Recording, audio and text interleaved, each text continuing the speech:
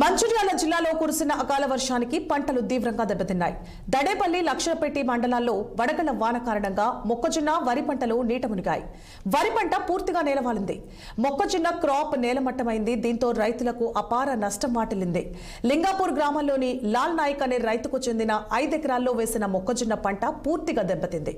చివరి దశలో ఉన్న వరి పంట కూడా అక్కడికక్కడ పాక్షికంగా నేలకొరిగి వడ్లు రాలిపోయాయి. అదేవిధంగా పొట్ట దశలో ఉన్న వరికి కూడా భారీ నష్టం జరిగిందని అన్నదాతలు వాపోతున్నారు. ప్రభుత్వ అధికారులు పంటలను పరిశీలించి రైతులను ఆదుకోవాలని వేడుకుంటున్నారు.